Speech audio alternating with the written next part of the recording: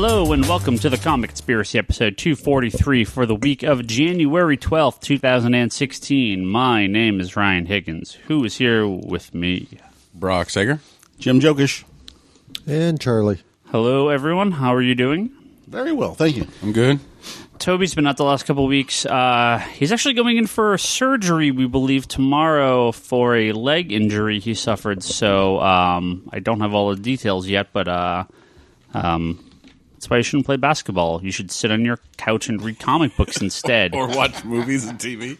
Much less possibility Sit of... on the couch and watch people play basketball. Exactly. Much less possibility of severe leg injury when you sit on a couch and watch people play basketball or read a manga about people playing basketball. Well, I mean, it is still dangerous because, I mean, if you get excited and you jump up too fast and Paper cut or, you know, you lose the remote, you hit your head trying to grab it. No, you spill up beer on your lap, you freak out, you fall over. You know, I mean, I get it. So try to go to the bathroom too fast, run out and fall and hit your head on the toilet. Today's podcast, the confessions of... It can happen. It can happen. So hopefully he'll be back with us in maybe a couple weeks. Maybe next week. I have no idea. I don't know what the healing time on this type of stuff is. So he seems... He can limp in here next week. He limped in here He drove here the other day with a cast and a broken leg. Yeah. So I don't know what he's... I mean, they sure. have those car assist things. No, he was just in a cast in his car. No, he just drove in. So, Jim, yeah, welcome back. Thank you. You were not here for either of our top lists of 2015. No, but I listened to both of them. You listened to them, and you brought a list. I did. I was organized. As if everyone listening isn't sick enough of all our lists. You want to give us a list of your top comic books? I'll give you a fast rundown. Well, you don't read a lot of current stuff, so I'm curious about your... I do. Well, the amount I buy from you, I do buy. I do read the ones I buy. Your best of lists is going to be like the Howard the Duck Omnibus, the Jack Kirby collection from DC. Hey, I didn't... You know what? I didn't put any of those on there. All right, so my top 5 Marvel... Top 5? What are you, Bryce? Yeah, top 5 Marvel. I got 5. How about 3? 3. Okay, 3. You could do 5. Thor. I don't care. Thor. It's fine. Thor was number 1. I like Thor. I thought it was really well written. And I like the artwork, and I like Thor. So it was a good book. I wish the hardcovers would be thicker and better priced, but that's another story. Future Imperfect. I didn't like how it ended, like we were talking about before, but It's Maestro, man. It's Future It Hulk. had a really good lead up. And yeah, I thought that was one of the better of the ending. I actually kind of I'm okay with the ending, but I thought it was a decent. I thought it was one of the better of the Secret Wars books. And then the Secret Wars book. I mean, I bitched about it the entire time. I called it. I told you we weren't going to be done till next year, but it is what it is, and we're finally finishing up tomorrow. Can I interrupt you really quick? Sure.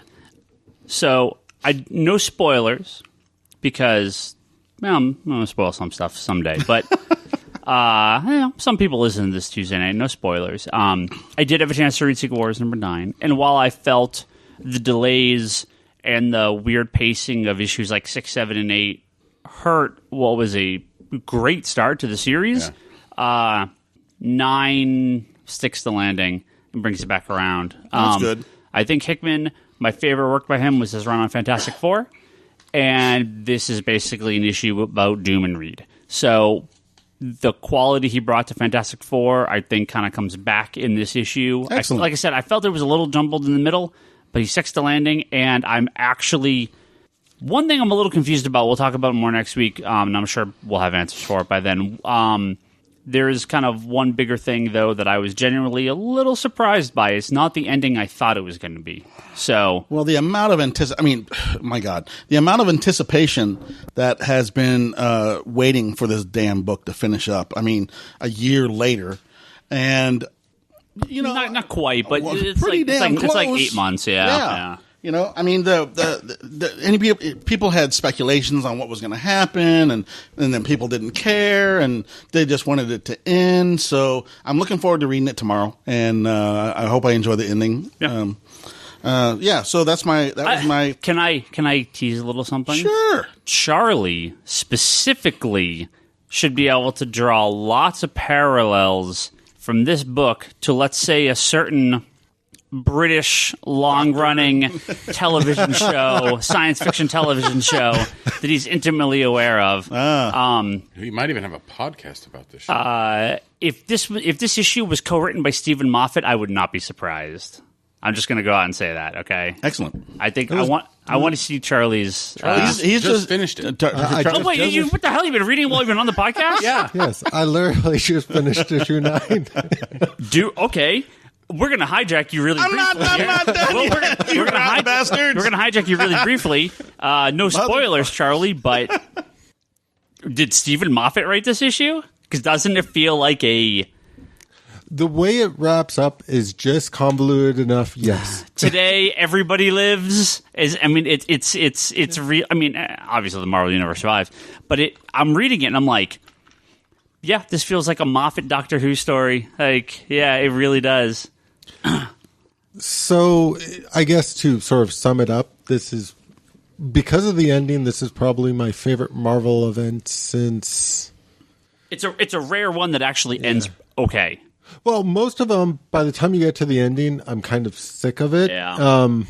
Well, issues 6, 7, and 8 have left such a bad taste in my mouth. Yeah, but then 9 just knocks out of the park. Okay. So... it was worth the wait. No, that it was worth the wait. It was a very solid issue, and I'm very happy. So. Now, can you skip 6, 7, and 8? You literally can. Yeah. Yeah, you literally you can. Okay. Remember that whole Battle World thing? It never even needed to exist. Remember those 58 miniseries that came out? Spoiler. Had nothing to do with anything. You literally could go from issue 4 to this issue. It's like, remember when they killed Doctor Strange? Yeah. You could now just jump to this issue. Nothing mattered in between. That's technically a good point. There were a few of those miniseries that were kind of like, and now see how it... I don't think they touched on any of those miniseries. None of the miniseries had anything to do with the ending. Wow. Yeah, not a one. Not a slightest bit. Stop talking me out of it. So go ahead. So I can't wait for a hardcover. Right. And I'm looking forward to the hardcover also. The honorable mention, of course, is all the Star Wars books. Yeah. I enjoyed most of them, not all of them. But the other one I'm going to give you credit for because I like the original Old Man Logan series. I wasn't too much in the artwork on the new one, but I gave it a chance. And you were right. It was actually really good, and the storyline was very good too. Again, those are just going to come out in softcover unless they collect them all into like an omnibus or something like that. But they're all coming out as volume 0. Yeah. So we'll see what happens with those. My top 3 DC. Green Lantern, of course, is number 1. I'm still reading Green Lantern. I'm still collecting Green Lantern. Really? Yeah, just not. Me and Charlie are looking at you. Me and Charlie are looking at you like all of us are looking at you. Going, just not from Ryan. I'm not buying it from Ryan. Well, no, I'm actually just. I'm surprised you're still so on board with Green Lantern after everything they've done. Okay, I've gone. I was with Green Lantern before Kyle Rayner. Through the whole Kyle Rayner run, I've been with it. Through the whole Jeff Johns run. Yeah. Me too. I even collected the Earth 2s with that new Alan Scott. I'm still pissed off that I haven't seen Jade come back or anything like that. But I've always still liked Green Lantern. I think he's an interesting character. Yes, there's going to be bad stories in every line. It doesn't matter what comic book you read. There's going to be bad storylines. So, well, I guess the reason why I'm kind of curious and kind of want to get into this, sorry to hijack you, is since John's left in the Vendetti run, they've gone out of their way to sort of tear down most of what John's built up. Yeah, it's almost all torn. Yeah. And, yes, I really like the New Gods one. Yeah. That was a very solid story, and the Sinestro book is great. Mm-hmm. Yeah, no problem with the Sinestro book, but Except it's not in hardcover. I hate everything they've done with basically Hal since John's. Yeah, and I don't like his new, Jack the Chance look with the trench coat and everything like that. But again, these characters go through changes and go through different phases as they're going through. So I'll suck it up.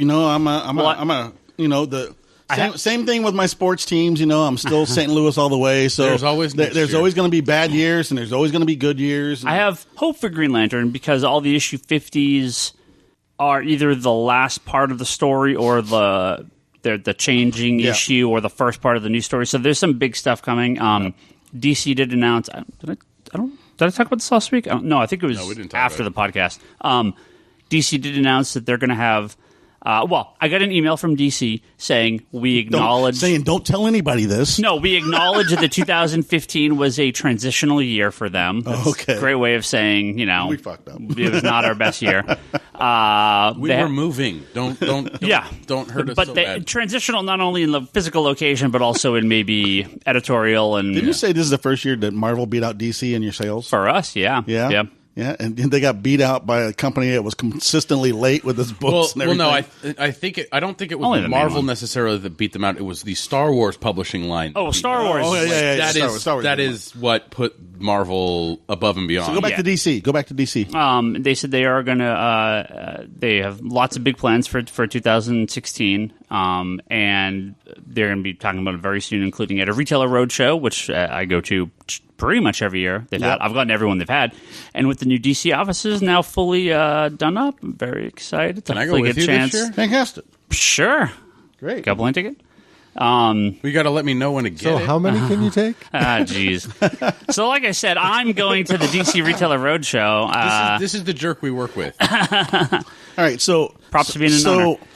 So being based in Virginia, not in California, I handpick books whenever I'm here from you, but I have regular books I get because if I don't do it, I lose my hold. So I get my regular books back in Virginia. I get every Green Lantern book. It doesn't matter across the board. So, I had the Lost Army, and I had, the Green Lantern Corps, and I had the Center Green Lantern, I had the Sinestro, the Red Lanterns too. So, yeah. I got them all. Yeah, so I'm right there with you. I can understand your confusion, but yeah, I was still... like I said, I'm just hopeful for a strong 2016, and we should be hearing about... DC's plan, because Marvel's already released most of their stuff for next year. Civil War 2, that Avengers crossover. Oh. So all Marvel's big stuff we already know about. DC's we should be finding out about very soon. So what's your number two book? Number 2 book, although I still don't like her costume, but Starfire. I was enjoying reading that one, and yeah, it's a little infantile, and they changed their costume up and stuff like that. But I still like reading it, so it was a good book. Good book to me. Jim Palmiotti too. He's a great writer. And I still collect Justice League, the Justice League book. So of course, I got to get that one. So those are my 3 for DC. Independence. You're gonna hate my list because I'm one of the few people that still read Savage Dragon. So no, I think Tripp's with you on there. I like Savage Dragon, and they changed it up, and it's not the original Dragon now, and stuff like that. So I'm Savage Dragon. I'm still reading that. I'm still reading Tarot. Jim Balance Tarot, Witch of the Black Roads. That's still coming out. That still comes out. That still comes out every month, every other month. So. Do you want to know something about Tarot? Cheapest comic book being published today. $2.95 an issue. It hasn't changed. Yep. Yeah. Never changed. Yeah, they've been doing great. Image has moved the majority of their books to $3.99. No, you notice that? Yeah. Yep. It's $3.99 or $3.50. Saga's still $2.99, and Paper Girl's still $2.99. And the other, because Brian K. Vaughan's like $2.99. Yeah. And the last book of my top 3 for my Independence is whenever it comes out, the King Conan books from Dark Horse. I always liked the original King Conan books that came out through Marvel, and all the new stories are actually falling in line with the novels. They're really good. There was a recent miniseries. Yeah. They just released another one, so I'm still enjoying King Conan. With an honorable mention to Walking Dead. I'll always read Walking Dead. So. Issue 150 out this Wednesday. Big issue. I'm waiting for I gotta wait for the next hardcover to come out. So I'm like I think volume 12 is out or 13. So I'm caught up on my Walking Dead. You don't do the big hardcover. You don't do the Charlie hardcovers. I don't do the slip cases. I do the standard hardcovers. You know, so they come out a little bit sooner before the slip cases do. Yeah. And my son, I get the compendiums for him. So it's a cheaper way to go for him. So. He just has to wait for 4 years. Exactly. Yeah. TV and movies. TV and movies. All right. So top 5 TV. Actually, we'll go with a top 3. Of course, Daredevil's number 1. Thank goodness for people giving me copies so I can watch them. and by people, you mean the fine folks at Netflix, which you legally watch Daredevil. That's right. Yes. Jessica Jones is right behind that. I enjoyed that. I know there's some debate, and whether Purple Man was just a whiny, lame ass character, but he's actually a really really good character. I know Charlie got the look. Charlie's giving us the look. And no, I have heard people say that. I think it's just a base misunderstanding of his motivations. It's not that he's just like, I'm a baby and I get what I want. It's that's exactly right. He always gets what he wants, and she's a rare person that was able to break that, and that's why he's so obsessed with her. He doesn't want her to love him. He wants to control her because she's the one he can't. She's control. The one he can't. Right. Yeah. Apparently, all the input I get is he's one of the best Marvel villains they've done. Oh, he is. So, he did an amazing performance in the series. No spoilers. We're still on a spoiler-free zone. I'll give it at least a month, but I would. I still need to watch it. No, I would say that he's a lot like Kylo Ren in the new Star Wars movies. Some people take him at a very face value and misunderstand the intricacies in the kind of the. He's been around forever. He's his first appearance, Daredevil number 4. But what I mean is, he's a really good character. They misunderstand why this character is the way he is. And he's not just a whiny kid. There's they're missing the nuance to the character. They're taking him at only face value. Both Kylo Ren and Kilgrave I've heard very similar complaints about, and I think people misunderstand how those characters are supposed to be viewed. Third series got to be Flash. Wow, the season! I can't wait for the next part, the second half of the season to come out. It's very soon. Oh my god! I'm 19th, right? Yeah, very soon. Big fan of Jay Garrick. Golden Age Flash. Of course, King Shark is amazing. I love it every time. He's going to come back. I know he is. He better come back. I'm like, we got him for like 30 seconds. They're like, oh, and then no. I like everything they've done with the Flash and how quickly they brought out the named villains. Not the Mort of the Month that they came out with the frickin' Smallville. And Supergirl's doing the same thing. They're like, oh yeah, by the way, we're gonna have Bizarro and the White Martians and a ton of fucking real villains. On Supergirl. Indigo. They just named Laura Vandervoot. Yeah. Who was a Supergirl in Smallville. Yeah. She's gonna be Indigo. Oh, from Outsiders. She first appeared in the Teen Titans Outsiders crossover Graduation Day. Yeah. So. I don't want to spoil something on her because I know some background on her, but wow, that can go really good. Well, unless they're going to introduce Wonder Girl into the show, we don't have too much to worry about. Yeah, exactly. Well, you brought up Flash, so that will be one of our news stories from this week. And I don't know if Charlie heard this yet because I know he's a big fan. Legends of Tomorrow announced one of their another DC character who's going to be on an episode of Legends of Tomorrow. I think I heard it, assuming it's the one I think it is. They're going to continue going back in time to the good old West. Nice. The old I heard that one too. Really? Of the DC universe. Really, yes. And meeting up with one Jonah Hex. Yes! What was it? Josh Brolin. Josh Brolin, when he It'd be amazing if they got him. That would be cool, man. Yeah. The movies are really shitty, but if they did it, I would be like, okay, that's cool. So... honorable mention to the series I've been watching since season 1, Supernatural's in its 11th season right now. So, and they're working on renewing for season 12 right now. So, Juggernaut. I know you don't like it because it conflicted with Constantine. I don't know anything about it. I've never seen it. Yeah, it's that same time. It's that same type of TV show. Yeah. But honorable mention to that one too. Movies, of course, they can keep it going as long as the actors want to. It leveled off ratings wise. It's not getting any better, not getting any worse. If they do get rid of it, it's consistent. If they do get rid of it, I want one of the brothers to be Taskmaster on frickin' Agents of S.H.I.E.L.D. Top 3 movies, of course. Avengers: Age of Ultron. I know the more you watch it, the more you hate it, but I enjoy it every time. There are elements that I don't like. It's no Iron Man 3, okay? God, I like Iron Man 3 too, so shut up. But somebody likes Iron Man 3? I like Iron Man 3. A lot of people like Iron Man 3. What is wrong with those people? I hear people say, Iron Man 3 is way better. On a podcast, I'm sorry. People keep saying, Iron Man 3 is way better than Iron Man 2, and I'm like, I don't. What movie were they watching? I do not understand the hate for Iron Man 2. I don't get it. I don't understand the hate for any of them. I'm enjoying all of them. Iron Man 2 to me is just it was rushed. Like it to me, if they'd given a little bit more time, to me it could have been a better film. I still enjoy it, like going back and watching it now. But it's like if you watch it kind of a standalone, it works. But if you watch it back and forth, open your mind. If compared to the 80s and 90s comic book movies, these movies are freaking amazing. Oh, of course. No. So, I mean, it still has characteristics that I enjoy in them, but story wise and like overall, it doesn't impress me. No. Second one, of course, Ant-Man. That was always fun. I like going to Ant-Man when we watched that one together. And I couldn't really find a third movie. Well, because Ryan won't let me say Star Wars. Any genre or science fiction-y show or movies or anything like that. It doesn't have to be comic book, because I know there's a limited amount of comic books movies. You know what? I did like. I know Bryce didn't like it, but I did like Mission Impossible: Rogue Nation. Okay. I thought that was good. It's close enough. I haven't seen Spectre, so I couldn't make a call on that one. But yeah, it was really good. I saw Rogue Nation 2 or 3 times, actually. As many times as I've seen Star Wars now. So I'll allow it. That's it. That's my list. I'm done. List. Throw the list away.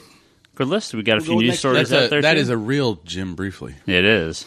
Well, we also got a few news stories. Bryce, that's how it's done. Like I was saying, we also got a few news stories out, so it's perfectly fine.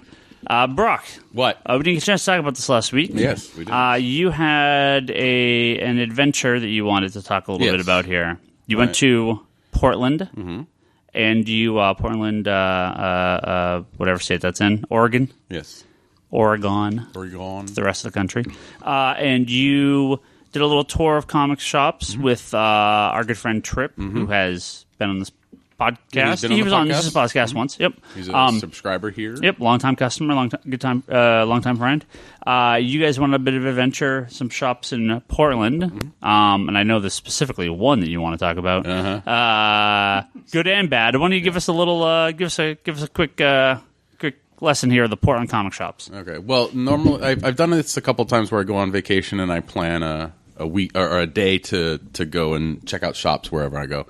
I've done this before in Portland, and I went to some stores last time, and this time I was going to revisit 2 of the stores that I enjoyed, which were Excalibur and Cosmic Monkey. That's good. 2 really awesome stores. Bendis actually shops at Excalibur. Okay. So, that's pretty cool. So you wanted a chance to see him there. Yes, I could be like, why are you screwing shit up? Fanboy. Yeah. So I went to 3 new stores this time. Tripp and I went to downtown Portland to Floating World Comics. It's like kind of a boutique store. So it's like mainly graphic novels and a couple of new issues, but not too much. This one focused mainly on... I think I know the one you're talking about. Yeah, this one focused mainly on, like, they had a really large, like, indie comic section, and I mean creator indie type stuff. Well, if it's the one I'm thinking of, they had a lot of stuff where local creators brought in their books. Yeah. They have records in the front. Yeah, so not bad. A nice little shop I perused through. I actually got the first Star Wars trade for 40% off, so I was like, well, why not? I'll buy it for 40% off. Yeah, that's super weird. The new stuff? Yeah, the new... Wow. The new Skywalker Strikes. Yeah, it's like 40% off. I was like, nice. I'll take it for 40% off. Yep. So that was a nice little boutique store. And then we went up to Bridge City Comics on Mississippi, which, again, is another boutique store. So they had a lot, like, graphic novels. This one had a little bit more, like, merchandising, like toys and statues, and... we actually found Tripp's missing Star Wars action figure variant cover for number 5. In a like a little box they had on the counter of variant covers. So, but yeah, pretty cool. Just nice feel, at least at both of those stores, atmosphere wise. Good customer service. Bridge City, yes. Floating World, not necessarily. There was like one girl working there, and she only interacted with me like when I went to ring out. She know what she was doing? Seemed like it. I wanted to say yes. That's good, because sometimes it's hit and miss. So Floating World's kind of like more of a neutral. I mean, they did a good job either way. I highly recommend Blue Star Donuts. Really good donut shop. It's next to Bridge City Comics. So next, Brock's donut review. Yeah, my donut review. The next place we went is the one I want to really talk about, but we ended up going to Excalibur and Cosmic Monkey. After this place, I'm going to go into detail on. Excalibur's just great overall. It's got a big giant wall of hardcovers and graphic novels, and the entire middle of the store is back issues, all labeled up really nicely, done really, really well. They got a lot of stuff. Not so much merchandise in that store. They're mainly just books, so there's not too much merchandise. But Excalibur is just a really good store overall. And then Cosmic Monkey is just, I think, encompasses a lot of what's really good about a comic book store. A lot of graphic novels, really good selection of current books. They have a nice kids area up, on a second story. They have a Sesame Street sign that leads up to it, and all this fun stuff. The funny part about their graphic novel section is they had their signage. I think they stole from Barnes and Noble. Because it's the same graphic novel thing you see at Barnes and Noble. They could have bought it whenever not Barnes and Noble. Borders sold all their signage and stuff whenever they went out of business. Too, but this one was for Barnes and Noble. It's nice. That green one with the the light tan lettering. Hey, it works, man. Hey. Decent amount of merchandise there. Great little back area with back issues kind of hidden in the corner. The shop. So, yeah, overall, Cosmic Monkey. And the other thing about Cosmic Monkey, they have this really awesome thing called T-shirts, which you can buy that say Cosmic Monkey on them. I'm not saying this for any particular reason except to, stick it to Ryan. That we need, so if you get on Twitter, people harass Ryan about getting T-shirts. So, all right. So the one store I really want to talk about is this place called Future Dreams. So, Trip and I pull up to this place, and it doesn't look like any regular storefront. It's like a warehouse building looking thing in the middle of commercial. It's just this weird building. At the door to the outside, they have a really just Kinko's made big banner outside that tells you to, and it doesn't really even tell you to go in this door. So you go inside, and it shares a space, I guess, with a Jazzercise place. So upstairs is this Jazzercise place, which we all know can probably end up being really loud. But so you walk inside, and it's it's like you walk into this open area, like it's almost like a mechanic shop, right? And you see this even larger banner from Kinko's that says Future Dreams that's pointing you to go to the left, next to a pile of diamond boxes with, I shit you not, price tags on them saying, we sell these for 50 cents. What's in the box? Selling the boxes. Just the empty boxes. Yeah, you can buy the boxes from us for 50 cents each. So we start... Maybe they got a ton of people constantly going in there asking for boxes. They're great boxes. So you end up having to go downstairs. And I'm talking you're going to a nightclub, metal stairs, basement. It's some goth, punk, industrial... Right. I've been to that place. You have my attention. Yeah.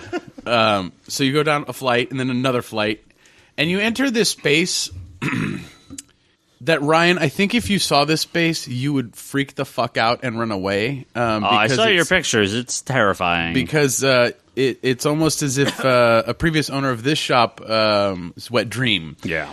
It was so cluttered and so just... It had so much stuff. It's my nightmare. Yeah, it's this me. I'm ooh, potential hidden treasure. No. I'll be garbage. Well, you sent me one picture that really nails it. Yeah. So there's boxes on top of back issues. You can't tell if you can look at them. There's statues on top of pipes, empty boxes, pipes. Garbage boxes. I don't know. Yeah. I don't know what's in these boxes. The guy's filing system is done by weeks. So it's 1552, 1551 for the last 2 weeks of December. I'm how is this an organization system? And so let me get this straight. Let me get this straight. If he's putting away back issues into his back issue bin, he puts them in the order in which the week they were delivered to the store. So basically, who knows? The oldest, the most recent stuff would go at the back of the box, and then the next box would be the next week's stuff. No, I think he keeps them separate. No, but I mean, like, every week he's just dumping... He's dumping whatever leftover books he has in boxes. Into a box. And labeling it as that week. That is... Okay, interesting. Do you want to know... Okay, I didn't even tell you the funniest part. Tripp found his new release poster rack. A new release poster rack? He puts the new release comics in one of those poster flip things. So you flip through it to see what new releases are out. And then I guess you ask him for it. What? Yeah, I don't know. It's the weirdest thing. You go to Toys R Us. Are they at least comic sized, or does he do multiple comics it's per? Like two. It's like the medium poster size, so 2 or 3 comics fit in this thing on each little. It's weird. I was like, Tripp was getting all freaked out. I was like, oh my gosh, there was tubs of like 50-cent toys that were just. This guy escaped from like a mental hospital? I don't know. Like, I don't know. He was also. They had science fiction novels there. There was a some model collector calendar from 1987 that was still shrink wrapped. I'm like, I found something there that I bought. I bought an Aladdin mug, right? But see, there's a difference between a comic book store and a junk shop. And this just sounds like it's a junk shop. Well, and this has a lot of collectible stuff. Yeah, it's got a lot of stuff. But the worst was I went over to a corner and I looked down, and I didn't really want to look down in this store, but I looked down at this point. Yeah, there was a stack of short boxes sitting in a pile of water, or in a puddle of water. Like, this is like with product. With product in it. Yeah. And you could tell that the puddle had gone away and come back because there were ring stains on the box. Right. Wow. Tripp and I walked out of that place and almost started died laughing. Like, we were like, oh my God, that was such a horrible experience. How can people have something, their shop in that kind of condition? I started thinking, I'm like, you know what? The space though is great. It's huge. Yeah. It's like a nice open space. It's kind of like, it has that dinginess of being in a basement that's kind of, associated with comic books. So there's that's where you keep them, in the basement. Or in the crawl space of your parents' house. Never. I'm not trying to. Never. I'm not trying to point out anybody, Scott. But the potential in that place. I'm like, I could see potential, working in a shop, how to organize stuff and where to put things, and half of that shit would probably get thrown away. Yeah. The bad part is that it's not just that shop. Okay, because I've gone across the country and done the same thing. You go to an area, you're like, hey, I got an extra, a few hours. I'm going to go comic shop hopping. And more than a couple times. I mean, I got a couple places in Virginia Beach. I love going. Every time I go there, we spend 2 to 4 hours going around hitting all these places that we want to hit. And then there's this one place that I go to every time because I know how much stock this guy has and how much crap this guy has. But trying to find those gems in the rough, I mean, it's just, like I said earlier before the podcast, you could drop a case of dynamite in his damn store and it could go off and you wouldn't know the difference because there's so much crap everywhere and stuff stocked up on the back issues and stuff on shelves that are leaning over and mislabeled price tags. And well, there is always that flea market junk store thing that some people really like, but I think at the end of the day, very few that sort of mentality is going away. And there are still stores; they're still out there, but I feel like there are less and less. I see less and less shops like that because, in order to survive any sort of business these days, you can't rely. I mean, I'm surprised there are antique stores at all anymore. Yeah, because I've gone into antique stores occasionally. Look for random, just look around, see what's there, and you're looking at price tags from 30 years ago. You're looking at stuff that's 12 feet in dust. How do these guys, unless the rent is non-existent, right? Yeah. How does anyone survive, in especially an area like Portland or San Francisco, or the Bay Area? That's not cheap. One of the funniest things about this place was there was a lady came in, and there was a stack of books, And she walks over to Trip, and there's a stack of books there. She grabs it and walks to the counter, and he's like, did she purposely put them there? Or did she pick up just a random thing of books and go pay? Like, we were like, what the heck is going on? That's weird. Right? But it's, I'm like, I could do a lot with that place. I changed it around. Changed the name, though. Future Dream.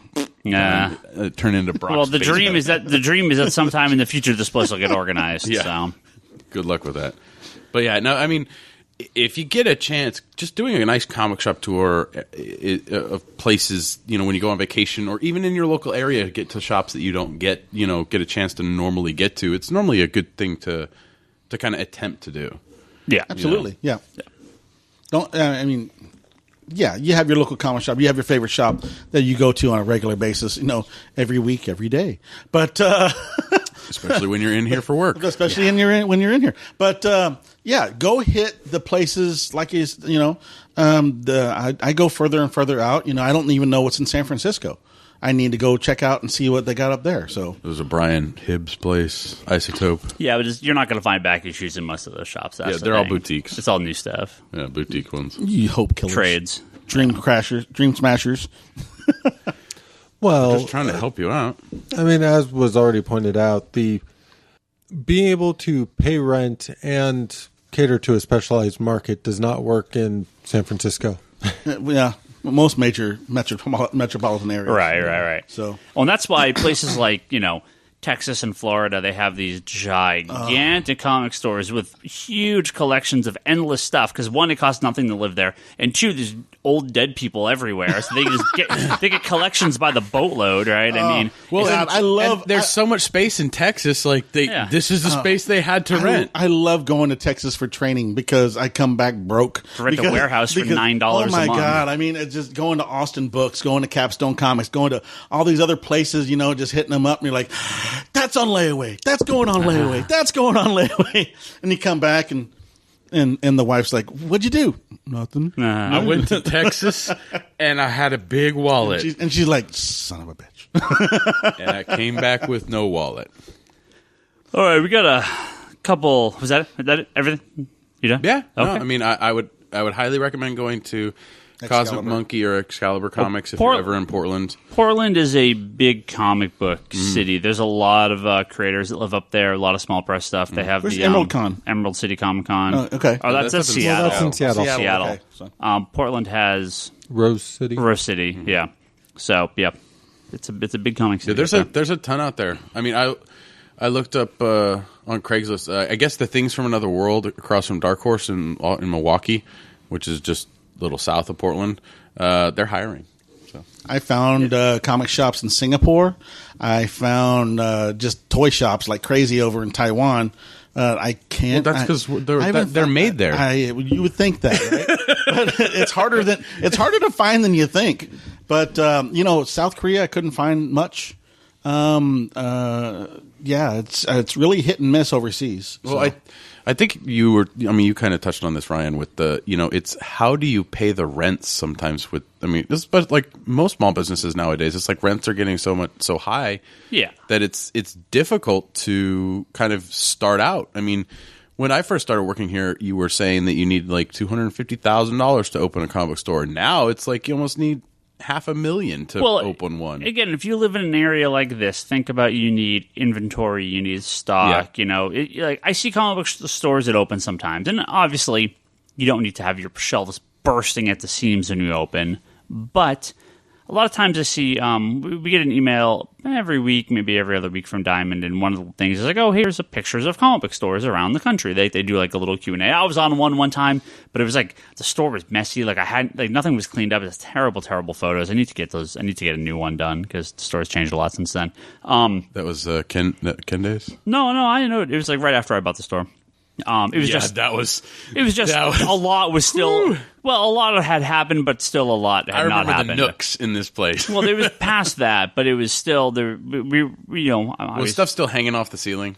Probably some stuff. I mean, it took a while to get everything cleaned up. But I see a lot of shops, and I've seen some shops that opened recently. You see these photos, and I'm like, man, what are you selling? There's nothing in the store. I mean, you don't have to have like I said, you don't have to have every shelf bursting with stuff, but you need a decent selection of product to start. Yeah.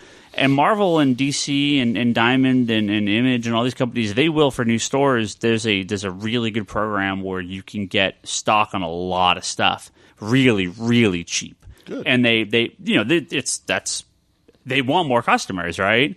Again, you are not Marvel's customer. I'm Marvel's customer, right? Yeah. Marvel wants more comic book stores because that's people that sell their products. So, they have these like stock, new stores, expanding stores, like a stocking option. And, people should really look into that because, if I walked into a comic book store, and Jim, I'm sure you guys are all the same, and there's like, 1 or 2 copies on the new release wall of like 10 books, half a shelf of trade paperbacks, a couple of random toys.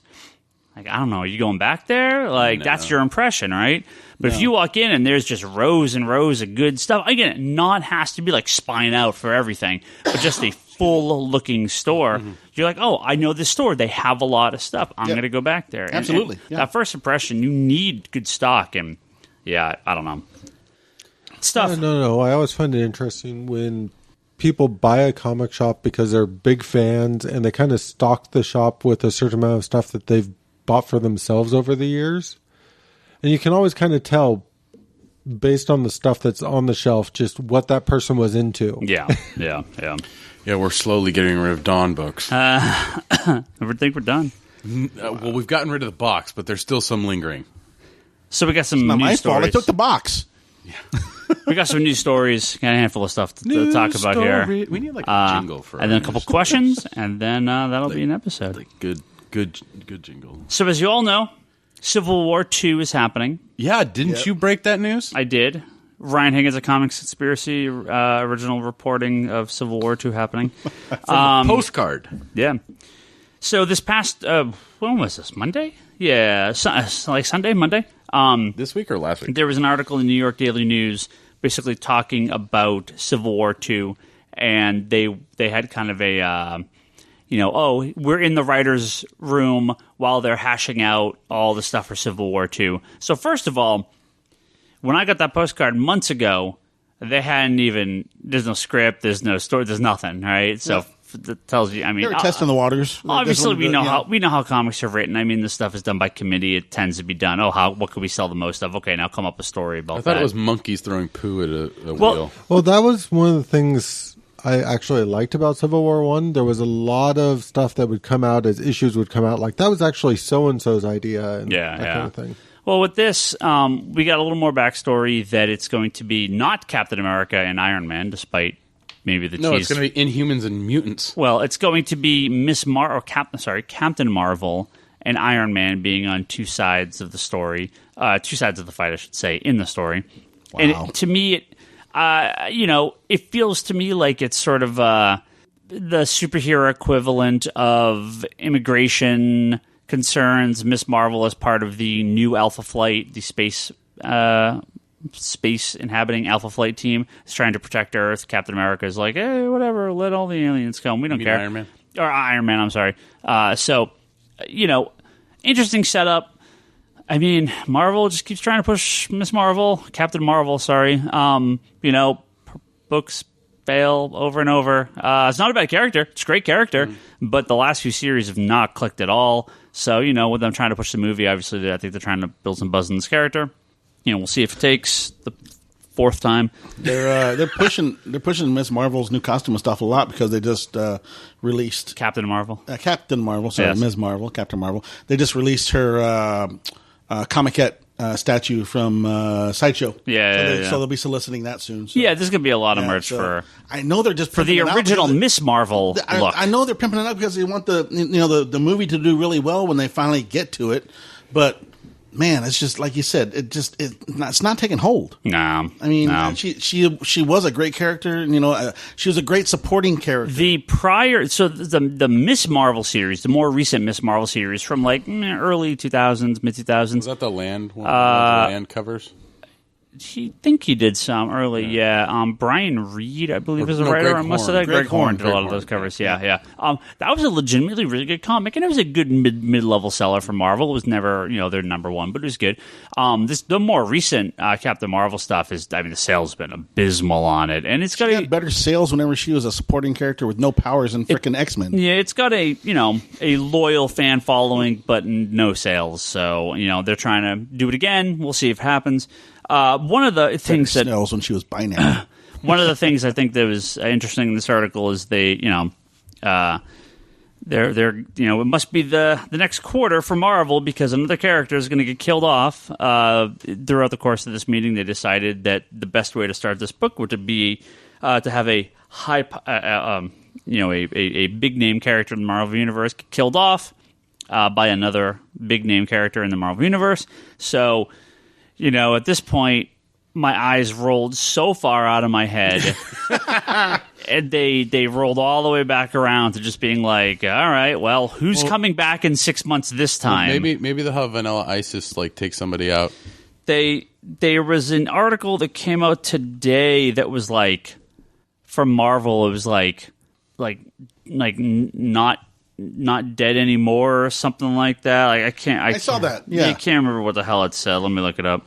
And it totally invokes it's the same text as the Death of Wolverine lineup stuff. So clearly, they're like, well, we killed Wolverine. Oh yeah, dead no more.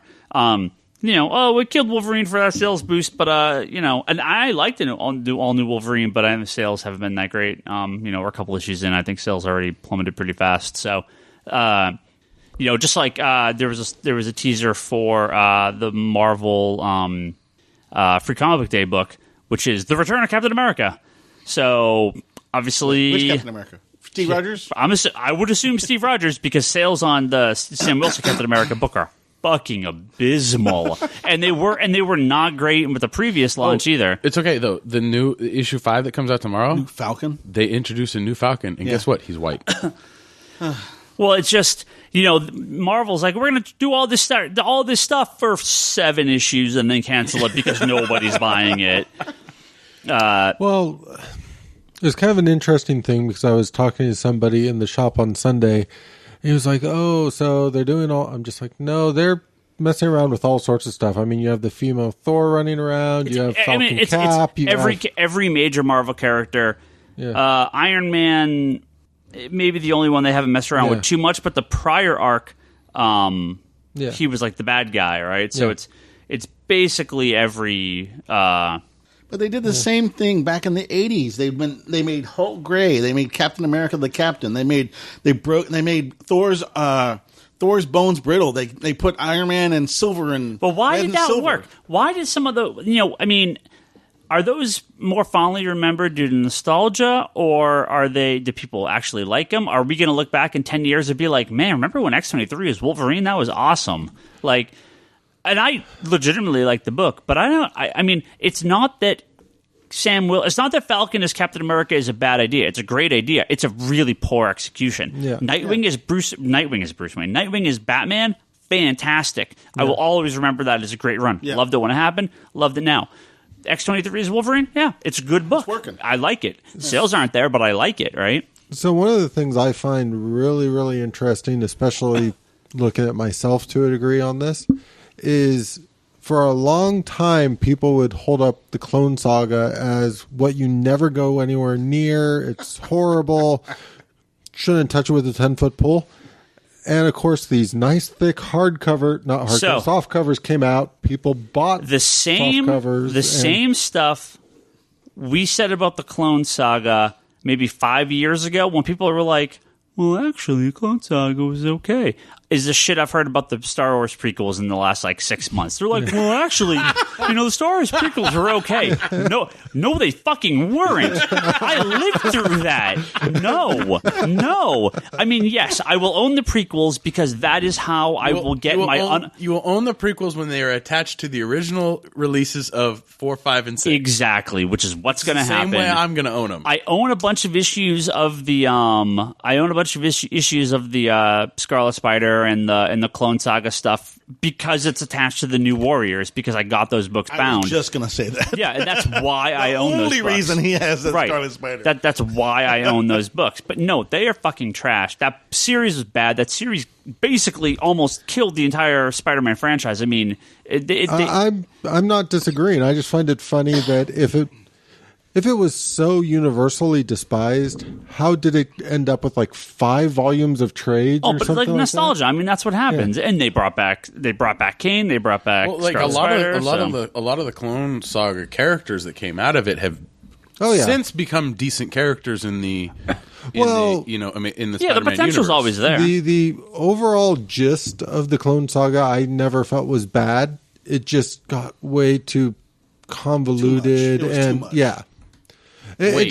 Wait, Marvel doing too much? Yeah.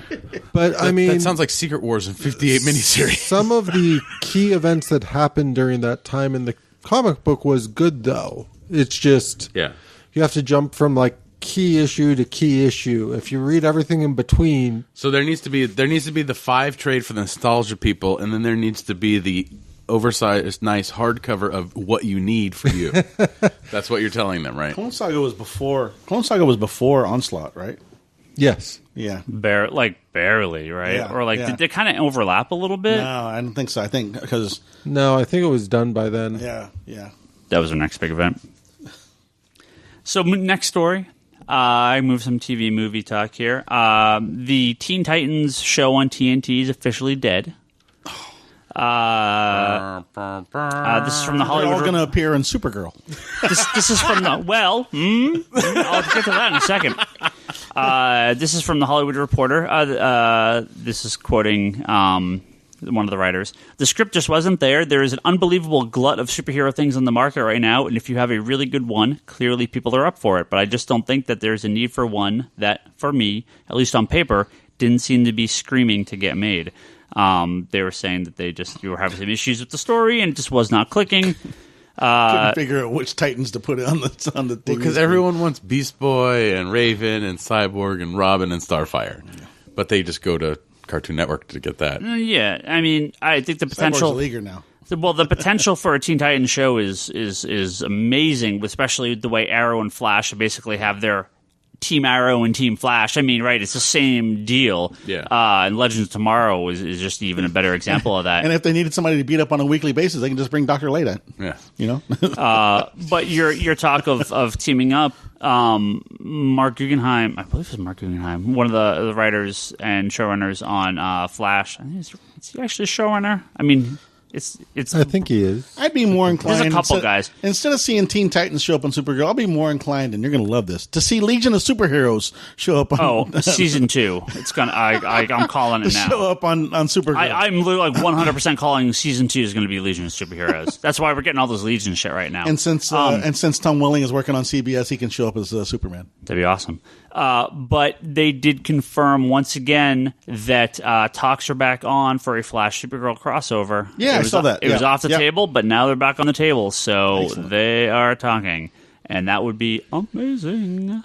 And yes, Legion on Supergirl, 100% is going to happen. I will put cash money on that. They had the Supergirl and the Legion of Superheroes. Duh. Yeah, no, I will put cash money on them being on next season. Somebody will show up. Somebody from Legion will show up. Totally. There's no reason for Legion to show up on Arrow or Flash, but there's a reason for them to show up in Supergirl. Right. No, like I said, I would bet money that they'll be in season 2. That's just too strong a connection to Supergirl, and it's not going to be a Superboy show at the same time as a Supergirl show. So if they're going to bring the Legion in, they're going to bring it in on Supergirl now, and I could see them being the major push for season 2.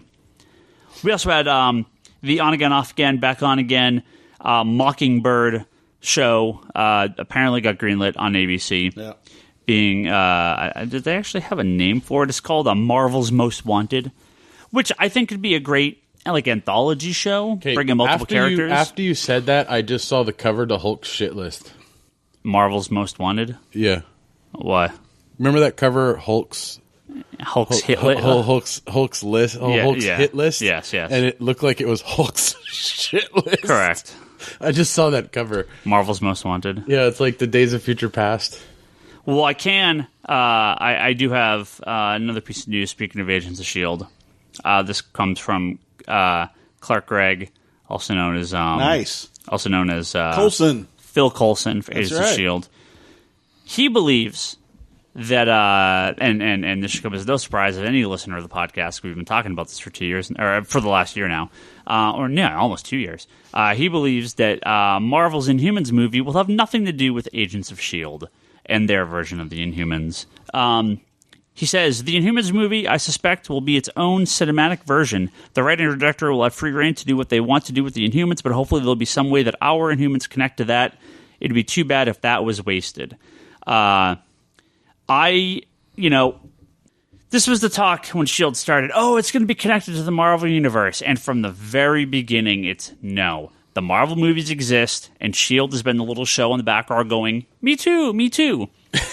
When S.H.I.E.L.D. shows up at the end of Age of Ultron, and none of the guys from the show were on there, to me, that was it. That was the slap of the face. You knew this was dead. The S.H.I.E.L.D. show, I have no problem with the S.H.I.E.L.D. show. I'm not too hot on the first 2 seasons. I know season 3's better. I heard that about 2. I heard that about 1. I have no problem with the show existing. Flash and Arrow have shown to me that taking it away from the connectivity to the movies is the correct thing to do. If they want to have a loose connection, I'm fine with it. And they like the Daredevil connection. Well, Daredevil and Jessica Jones exist pretty much completely devoid of those movies. Yeah. They don't need to. They're not that level. They're not that level. Right. Agents of S.H.I.E.L.D. has tried to connect, and it just feels cheap. People were like, oh, yeah, S.H.I.E.L.D., it explains a bunch of stuff about Age of Ultron. It's like, no, it doesn't. It's trying to, we can squeeze in here and insert ourselves into this plot, but has nothing to do with the movies. The movies are written completely independent of the show. So I am perfectly fine with this.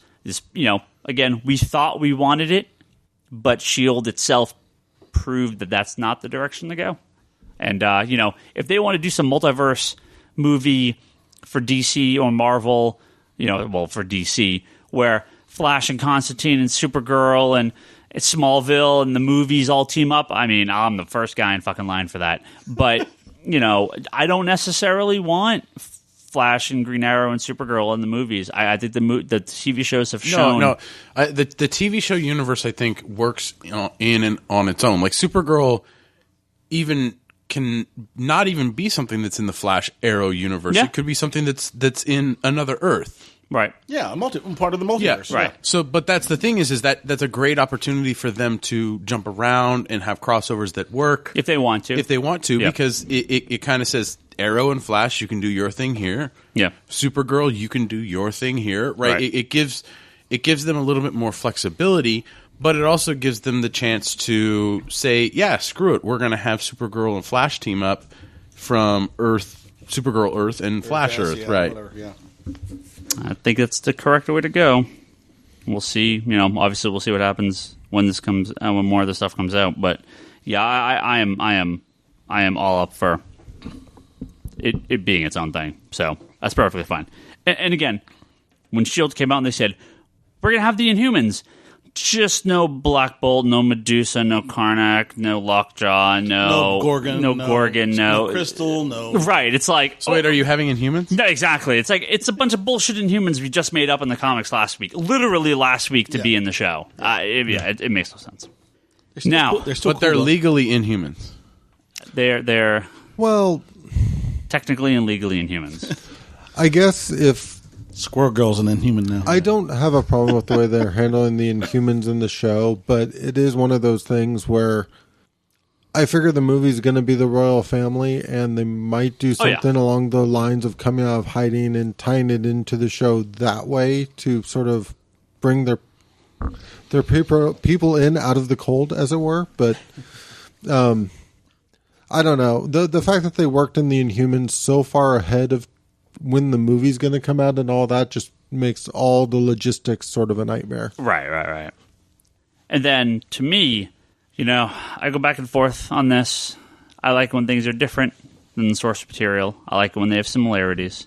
I think there's some books that should be translated more accurately. Some that doesn't really matter as much. One that I think should be translated accurately is Garth Ennis's and Steve Dillon's Preacher, which is coming on to AMC, thanks to Seth Rogen. And why I'm excited for the show, reviews of the episode, because the pilot episode has been shown to people. I'm excited but concerned. I want to see it. I hope it's great.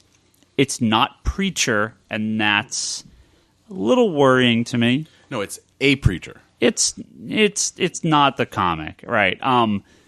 The reviews have come out, and it's vastly different from the comic.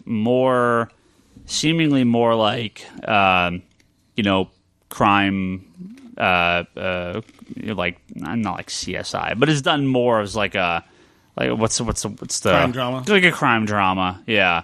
Than the Law and Order, not Law and Order, but I mean it's more in a Columbo. Preacher procedural is the word. Procedural is the genre I'm looking for. It's not, I guess not exactly that. Have you seen it yet? No, it's not out. No one's seen it yet. No, when the trailer came out, I remember a lot of people like, yeah, and I'm like, but that doesn't. No, doesn't give you anything. Right.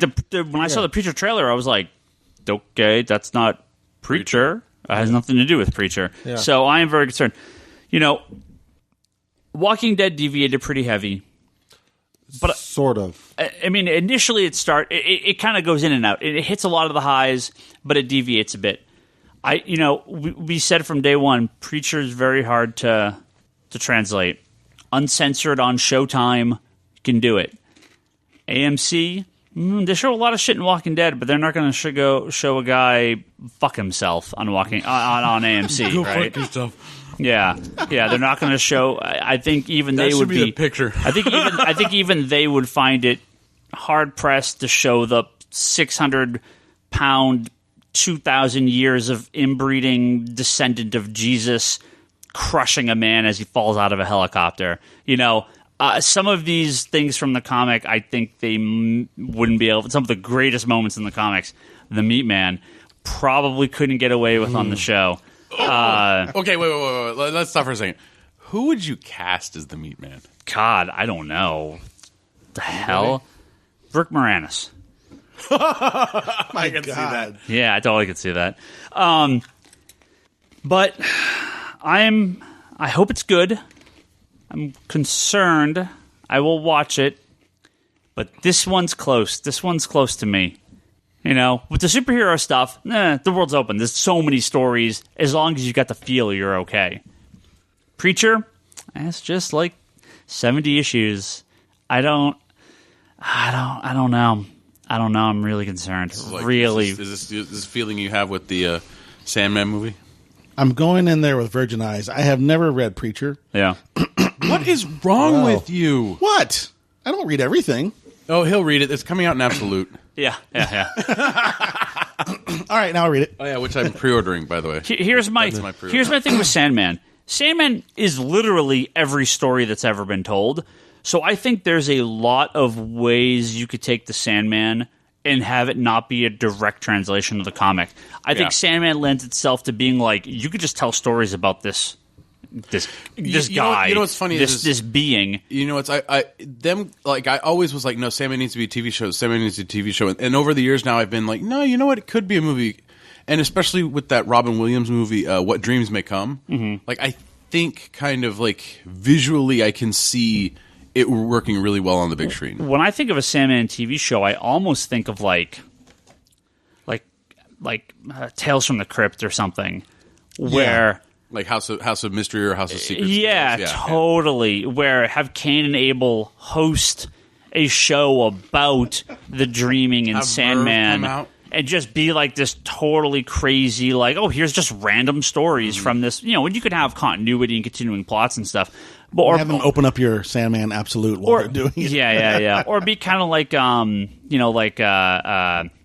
what's that show? American Horror Story, where it's like different stories, same actors, different characters, and you really kind of play around with the format. Different stories over the seasons, but kind of the same. Different plots per season, but you go through the history of Morpheus. But the thing with Preacher is really this very short span of the life of a couple humans, really, and their story over only the course of a couple of years, if that, really. I mean, it doesn't take place over a very long time, and it's very personal. I don't know. I'm very concerned, but I'll give it the benefit of the doubt. Now I got to read the trade. I will give it the benefit of the doubt. Preacher is so good. You'll laugh out loud. Yeah, it's ridiculous. You will tweet and Facebook after certain scenes, and we'll be like, "Yep, he got there." Yeah. You will definitely enjoy know when it. you're in Salvation. Nice. All right, a couple questions here. Let's wrap this up. All right. This kind of gets cut off. I think I know where I'm just going to read this verbatim, but I think I understand the question. It's from Matt on Twitter. He says, "Hello, Matt. I have a new local comic book shop I'm going to. How can I know what books I want them to order for me, considering time?" I think part of it got cut off there. Basically, it seems like he's asking, how can I order books, or also how can I know what books are available? Mm-hmm. If they have a subscription, your best bet is to just ask, hey, do you do a subscription? Yeah. So you can get the books you want on a monthly basis. If you're looking for graphic novels, if it's in print, any comic store in the country should be able to order any available book that's in print, assuming they have a good standing with Diamond Comics or Baker and Taylor or some of the other distributors out there for graphic novels and comic books. Majority is going to come from Diamond. Small press stuff will come from a few different sources. Just ask.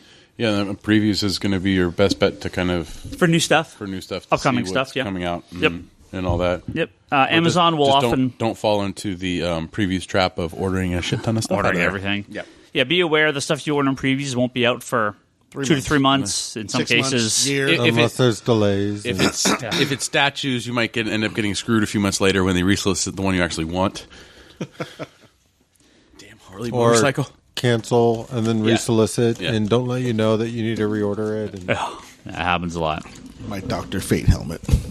Peter ordered that? Yeah. They canceled. Nice. Yeah, 18-karat one. They canceled it. I told you that. Canceled right? it, man. No. Yeah, they canceled it. Oh shit! It half paid off, and they canceled it. Oh man. Yeah. Store credit. Peter asks if you could pick one. Oh, since we had the State of the Union address tonight, it's a good question. If you could pick one comic book character to deliver the State of the Union address, who would you pick and why? I mean, I feel like there's only one. There's 2 answers to this: Captain America and Superman. I mean, those are the 2 answers.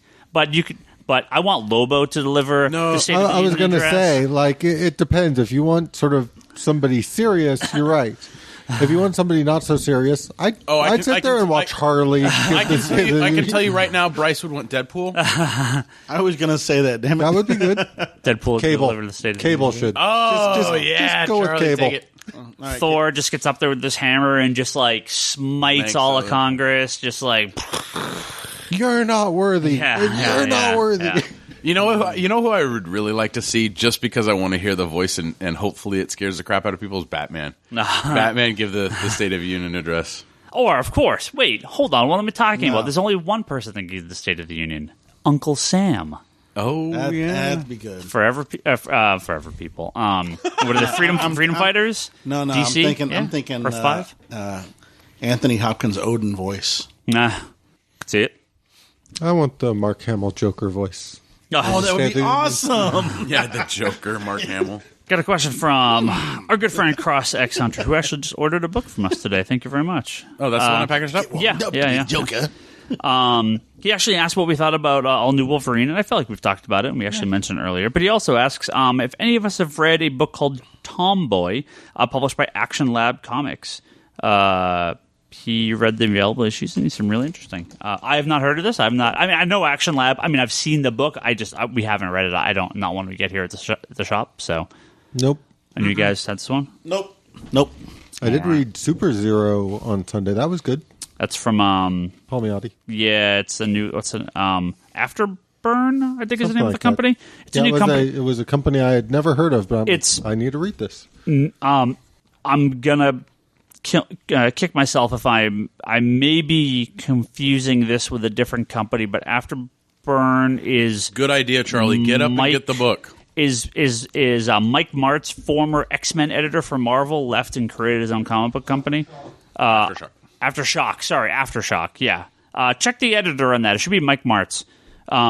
That's his new company. He's got some real good talent on these titles. Sales have been a little weak, but I'm hopeful they could pick up and get. This was good. Kind of. Yeah, it was good. It's like almost like a new Boom / and I want to say Dynamite. Boom is probably the closest equivalent. I mean, obviously, not Image quite yet, but yeah. Ooh, he's got Brian Azzarello. Yeah, Azraella's doing a book. Marjorie Justin Jordan's doing one. Lou's doing Marjorie Liu. What's her name? David Hine. For what? I thought she was doing a book with them. Or Margaret Liu. Margaret Bennett. Oh, Margaret Bennett. She's doing the Insects. Yeah, the first couple issues. I read that. Number one, I wasn't impressed with it. Okay. But they got Garth Ennis's Dreamin' Eagles, Paul Jenkins' Replica. Yeah. Got some, American Monster looks actually pretty interesting. So. Got a question from Mitchell. What? Hey, Mitch. Hey, it's your shirt. It's my shirt. I need to get a new one because my got a hole in it already. What? Yeah, we have the sliding glass door at our apartment likes to grab onto shirts and rip it. Okay. My Harley Quinn Christmas shirt, the first time I wore it this year, I'm like, woohoo! Ripped a hole in it. Your stomach got bigger. Don't lie. Well, he says, do you like that they are adding to the story of The Killing Joke to make an animated movie? So they're going to have a Killing Joke movie, but they are going to be fleshing it out a little bit. I read that earlier today that they're adding more content into it. I'm okay to make it a longer. I'm okay with that. Longer story. Yeah. No, I think Killing Joke is an amazing story, but it's short. It's short. You definitely need to add stuff to it too, and you can add. It was one standard size comic. I mean, it was maybe a double size comic book. I mean, it was 64 format. Yeah. I mean, but 48 pages. Yeah. I mean, other stuff. I mean, usually they're like 3 or 4 books. So add a little bit more content. That's okay. If they weren't adding content, everybody would be bitching about how short it was. Now, is Mark Hamill doing the voice on this one? Yes. Thank God. I know Supergirl announced that they're going to be adapting Alan Moore's For the Man Who Has Everything, the Superman annual, the one with the Black Mercy, into an episode of Supergirl where she wakes up on Krypton. Okay. So Alan Moore apparently more royalty checks he's not gonna take. So that's probably why they're like, we just need to use his stuff for everything. Yeah. Let's just use his stuff, write a check. He's never going to cash it. And then Alan Moore's going to cash it all one day and say, well, they'll give it to Brian Boland and Dave. He gives it to the artists. He gives it to Brian Boland and Dave Gibbons. I mean, they'll get the checks, not Alan Moore. I got a double part question here from Stefano. Oh, actually, it's 2 very different questions. Never mind. First question is caught up on comic book resources tilting at windmills. That's actually Brian Hibbs' article based out of San Francisco. I have not been reading those lately. He's got some interesting stuff to say about 2016. I generally agree with him. I disagree with him in his most recent article. He was pretty. Do tell. He was pretty gloom and doom about the next couple of years of comics. I find a lot of comic book store owners have a very short term memory for certain things. They have very long-term memories for companies that have fucked them and customers that have fucked them, but very short-term or artists that are just assholes like Mark Miller. Well, that's different, but very short-term for maybe the history of comic books. Because I don't know if people remember 2010 and prior. Comic books were in a bad fucking state for a good 10, 15 years prior to basically the New 52, which, as we talked about before, is not specifically the New 52, but that caused Marvel to kick in the high gear. That made a bunch of creators leave to go make Image quadruple its market share. So that 2011 is when things kicked in the high gear for comics. DC needs to turn stuff around. I believe they will. Marvel's sales are a little weak, but I think it's all going to work out with the higher price point and everything, and the units are fine. I mean, 2015 was the most. We're going to talk about this next week. 2015 was the most comic books sold in recorded comic history at Diamond. It's a number one year for dollar amounts. Like everything is perfectly fine, despite the ups and downs of any industry. But Stefano continues here. How much do you think front list books currently affect backlist sales? When he says front list, I'm assuming he means like new books and new trade paperbacks affecting backlist, back issues, old trade paperbacks.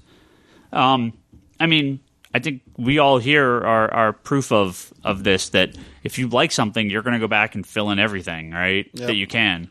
I mean, we constantly get it in here. People constantly come in here and they're looking for back issues because a lot of stores don't carry back issues anymore. Like the market, but also trades to like, hey, I've read this arc, but there's 5 trades prior to this. Can I catch up to it? So I think that people want to have kind of that completed feel to whatever they really enjoy, and so it's difficult to gauge on a whole, but I think as individual stores you can gauge it a little bit better.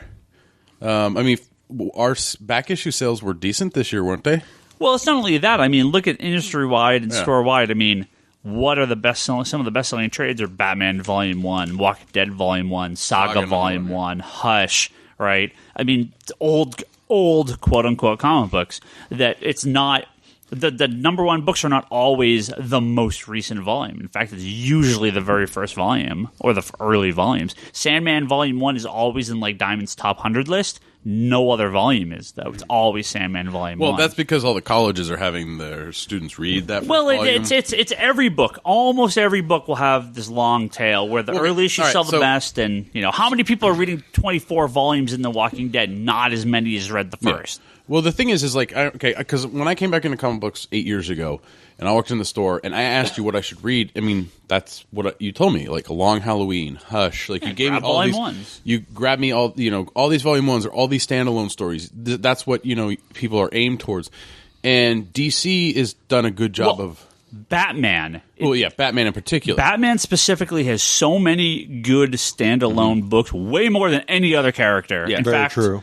Maybe more than Marvel total, like combined, of just volumes that you can hand anyone. Batman, there are so many. But DC keeps those in print. Oh, yeah. They keep coming in those in print. But like going to like Marvel, it was always difficult to recommend something because it was out of print or you didn't know if it was going to be in print. Less of these days. They've gotten...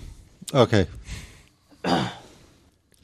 So it's sort of an interesting thing talking to people when they come in here looking for particular things, because every once in a while I'll get somebody who's like, well, I bought the volume 1, but it's the volume 1 that was like a thin trade for somebody, and now they're on the thicker trades. It's got like the volume 1 and 2 or 1, 2, and 3 all in the new trade format. And yes, that can affect things slightly, but in general, what I've found is they will just rebuy the quote unquote thicker volume 1 to... Yeah.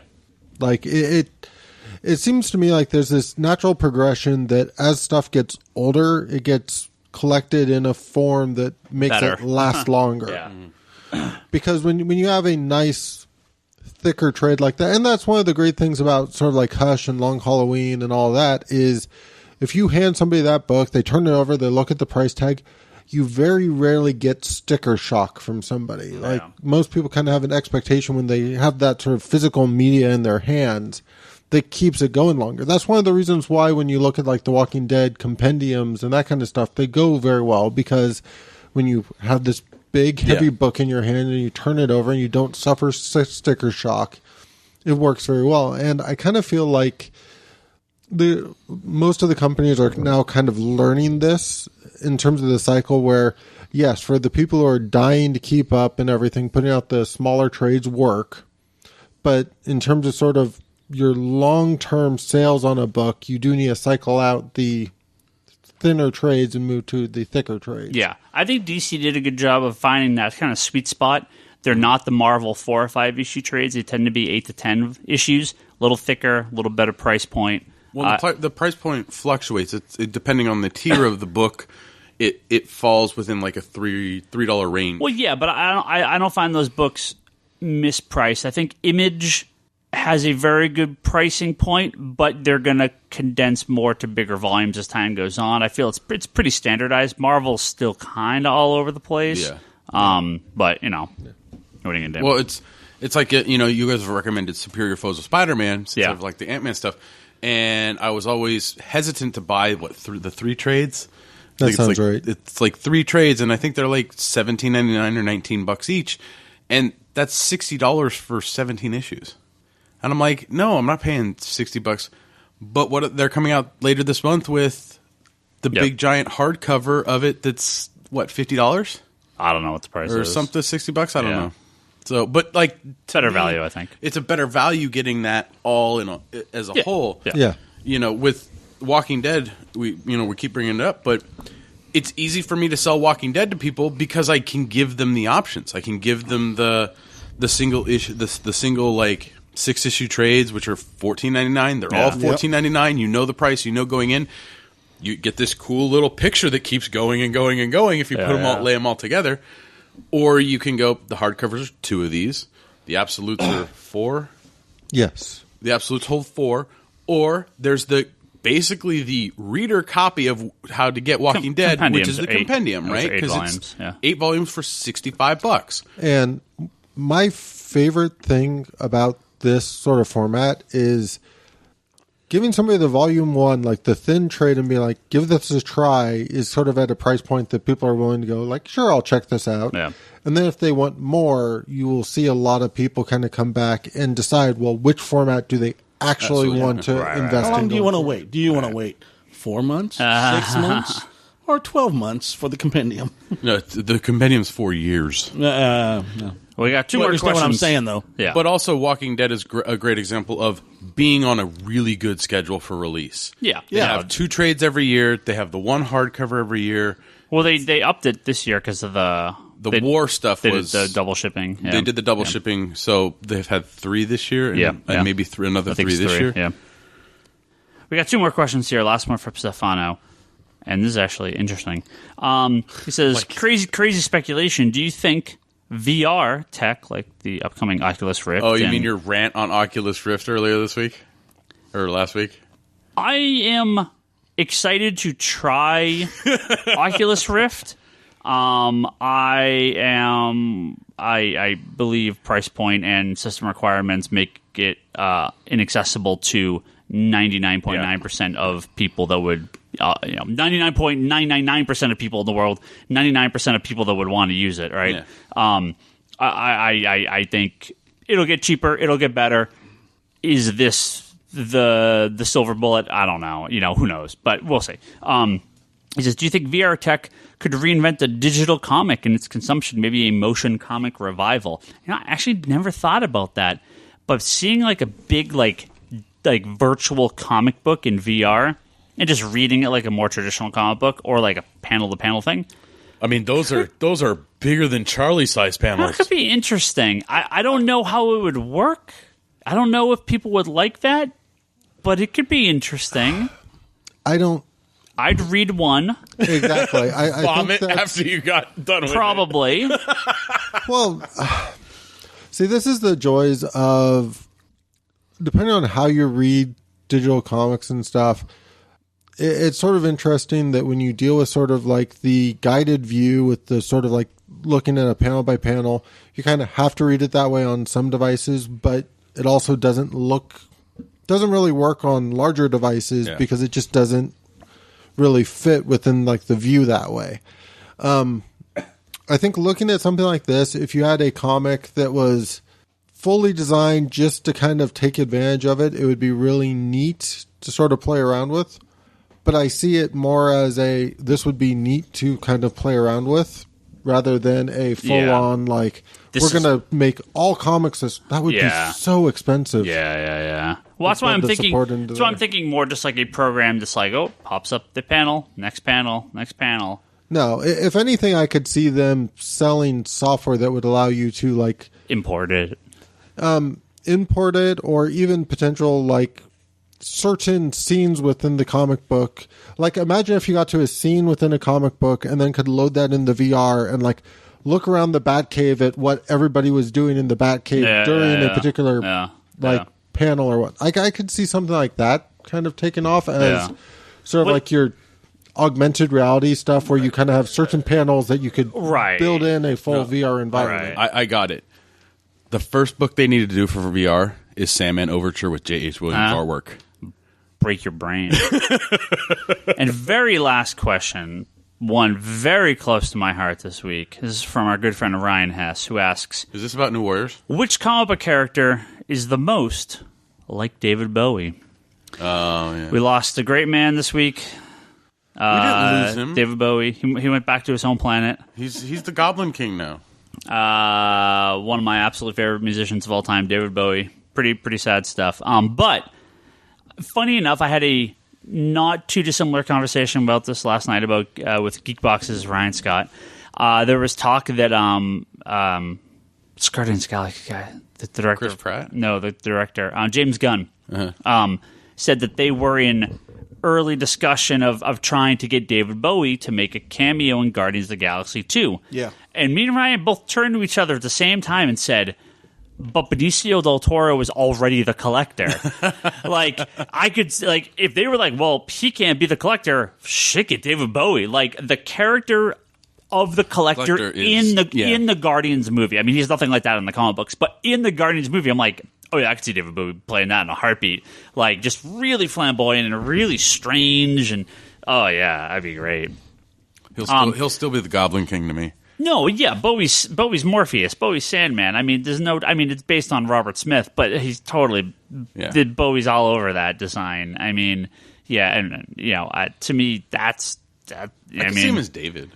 Sure, either one. Yeah, I mean, the thing about Bowie is that he just changes his look so often, and a character. He had such a face for making it work. Like, no matter what he was, it always worked. What he was doing, it always worked with like the face he had. Like, of course.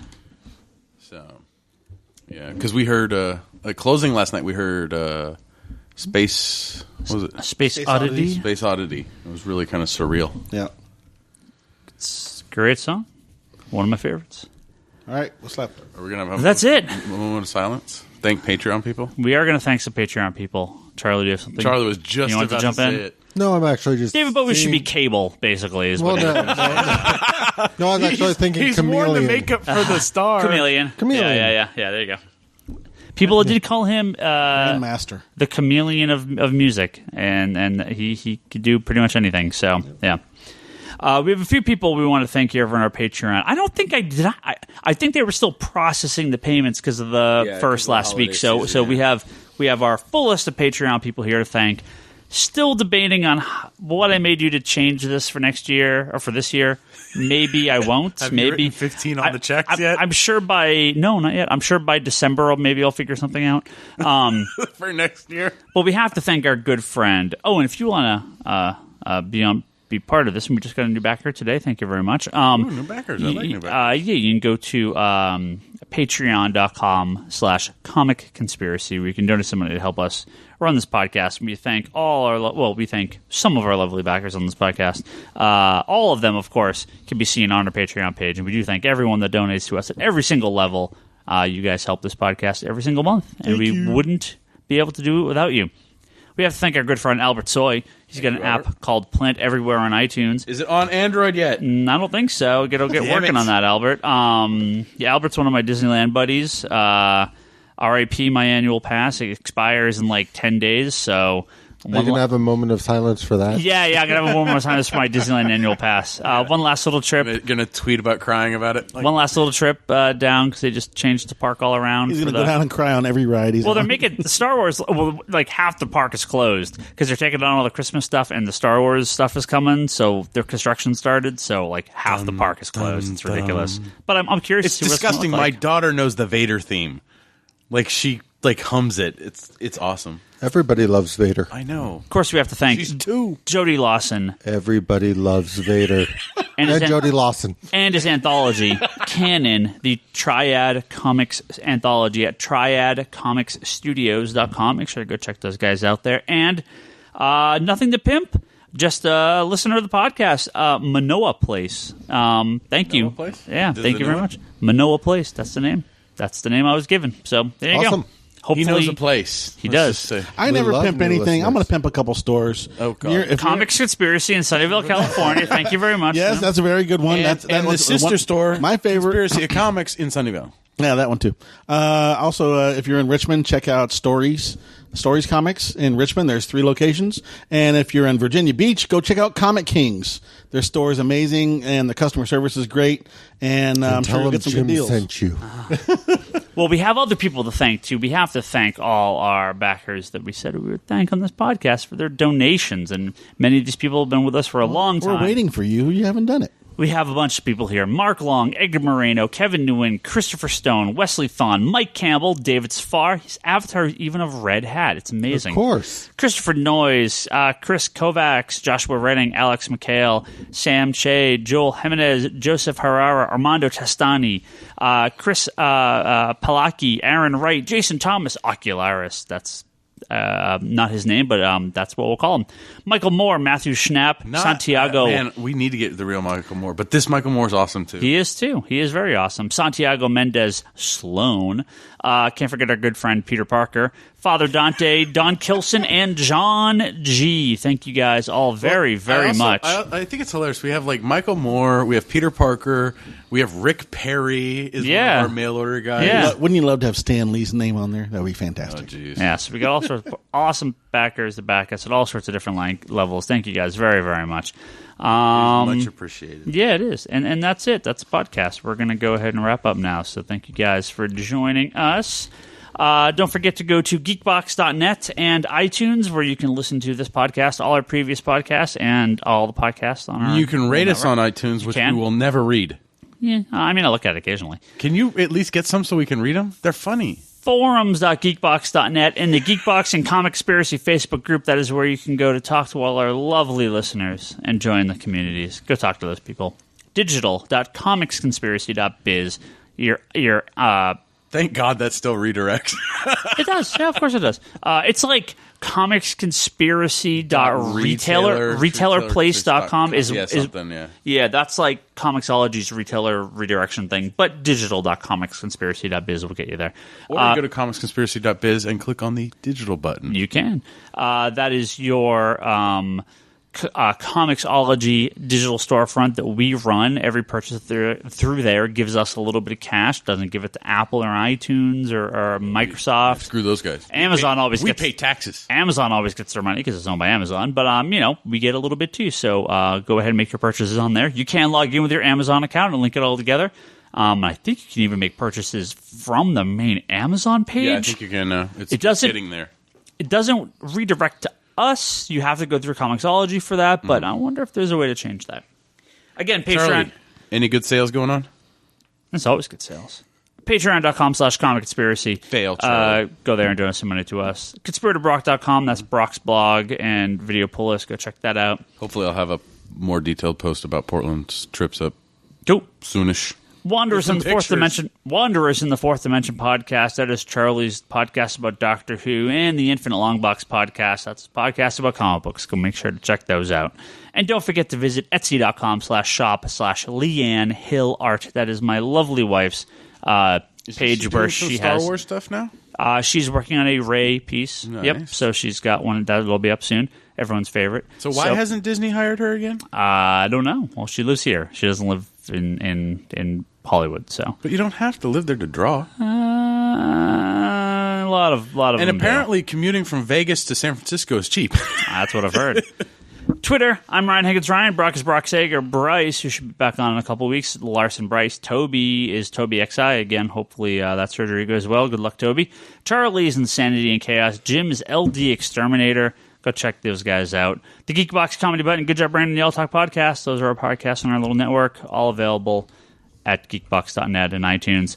Make sure to check all those out. Thank you guys once again. Another episode, and we'll see you next week.